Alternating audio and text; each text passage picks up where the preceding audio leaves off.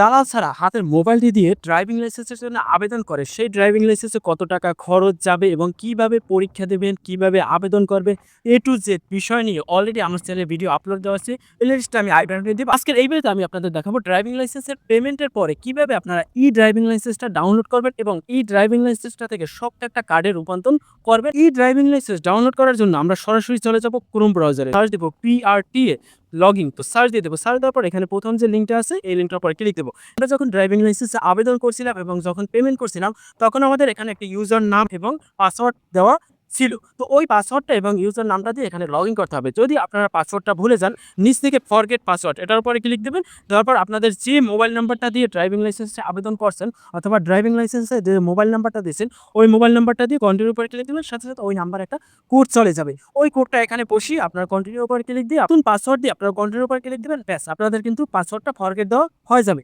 এখন আপনারা পুনরায় এখানে লগের উপর ক্লিক দিয়ে আমার এখানে মোবাইল নাম্বার এবং পাসওয়ার্ড দিয়ে দিলাম। আপনারা যদি ফরগেট দিয়ে থাকেন আপনারা নতুন যে পাসওয়ার্ডটি দিয়েছেন সেই পাসওয়ার্ডটা এখানে দিয়ে দেবেন। তারপর নিচ থেকে যে ক্যাপচার কোডটি আছে এই ক্যাপচার কোডটি আমাদের একদম দেখে দেখে টাইপ করতে হবে। তো সিকিউরিটির উপর ক্লিক দিয়ে আমরা সিকিউরিটি কোডটা টাইপ করে লগইন উপর ক্লিক দেবো।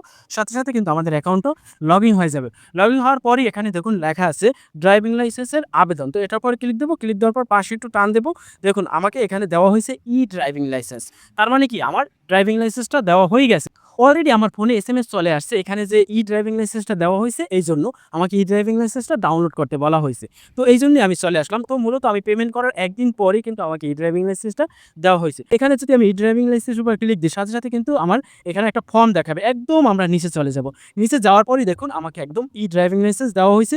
এখন এই ড্রাইভিং লাইসেন্সটা যদি আমরা প্রিন্ট করে পুলিশকে দেখাই তাহলে আমাদের কিন্তু আর মামলা দেবে না, একটা লাইসেন্সের মতোই কাজ করবে। আর উপরে যে পাশে দেখুন দেওয়া আছে, দেখুন এই দেখুন উপরে ক্লিক দিলে আমার লাইসেন্সটা কবে প্রিন্ট হবে এবং কি হয়েছে প্রসেসিংগুলো দেখা যাবে। আপনারা লগ ইন করে এখানে দেখতে পারবেন যদি আপনার লাইসেন্সটা প্রিন্ট হয় এবং পোস্ট অফিসে আসা পর্যন্ত আপনারা দেখতে পারবেন। এবং যখন পোস্ট অফিসে আসবে তখন আপনাকে ফোন দেওয়া হবে যে কোথায় পৌঁছাবো, আপনার সরাসরি বাসায় এসে কিন্তু লাইসেন্সটা দিয়ে যাবে। আপনারা PDF কপিটা ডাউনলোড করে নেবেন। 3 ডট উপর ক্লিক দিয়ে এখানে যে প্রিন্ট আছে এটার উপর ক্লিক দিয়ে আমরা সেভ PDF এর উপর ক্লিক দেবো। সাথে সাথে কিন্তু এই PDFটা ডাউনলোড হয়ে যাবে। সরাসরি আপনারা এই PDFটা নিয়ে কম্পিউটার দোকানে চলে যাবেন এবং এই PDFটা তাদের হোয়াটসঅ্যাপে দেবেন এবং তাদেরকে বলবেন 3য় নাম্বার যে পেজটা একটা পেজ প্রিন্ট দিতে, মানে যেটা আপনার লাইসেন্সটা দেওয়া হয়েছে ওই পেজটা প্রিন্ট দিতে। তো আমি PDF যে 3য় নাম্বার পেজটা এটা আমি প্রিন্ট দিতে বললাম।